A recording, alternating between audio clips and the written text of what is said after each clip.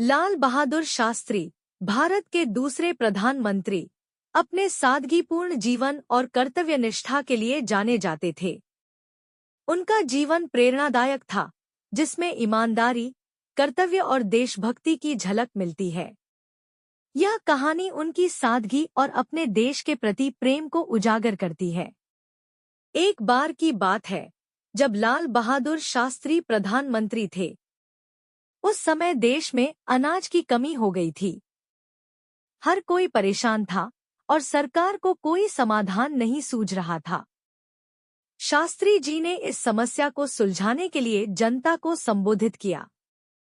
उन्होंने कहा, अगर हर परिवार एक वक्त का खाना छोड़ दे, तो अनाज की कमी को कुछ हद तक पूरा किया जा सकता है। यह सुझाव किसी आम नेता की तरह नहीं था।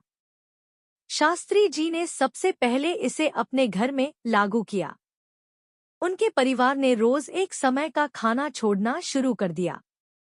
जब किसी ने उनसे पूछा, आप प्रधानमंत्री हैं, आप क्यों ऐसा कर रहे हैं?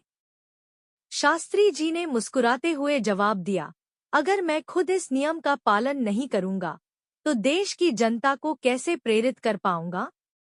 एक और घटना उनके बचपन की है।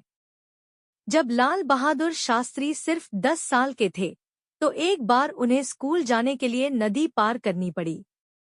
उस समय पुल नहीं था, इसलिए नाव का सहारा लेना पड़ता था। नाव वाले ने उनसे पैसे मांगे, लेकिन शास्त्री जी के पास पैसे नहीं थे। उन्होंने नाव वाले से कहा, मेरे पास पैसे नहीं हैं, लेकिन अगर आप मुझे नदी पार करा देंगे, तो मैं मेहनत करके आपको पैसे कमा कर दूंगा। नाव वाले ने उनकी सच्चाई को देखकर उन्हें मुफ्त में नदी पार करा दी। यह घटना शास्त्री जी के ईमानदारी और आत्मसम्मान की झलक देती है। प्रधानमंत्री बनने के बाद शास्त्री जी ने देखा कि देश के किसान और जवान दोनों संघर्ष कर रहे हैं।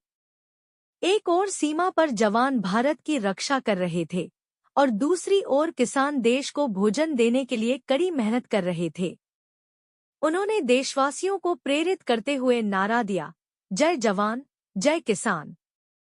उनका यह नारा सिर्फ शब्द नहीं था, बल्कि उनके विचारों की गहराई और देश के प्रति उनकी निष्ठा का प्रतीक था।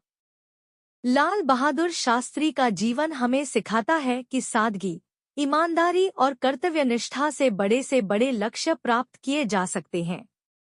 उनका जीवन हर भारतीय के लिए प्रेरणा का स्रोत है। सादा जीवन, उच्च विचार, शास्त्री जी का यह सिद्धांत आज भी हमारे जीवन में सच्चाई और कर्तव्य का महत्व बताता है। ये वीडियो कैसी लगी कमेंट करके बताएं।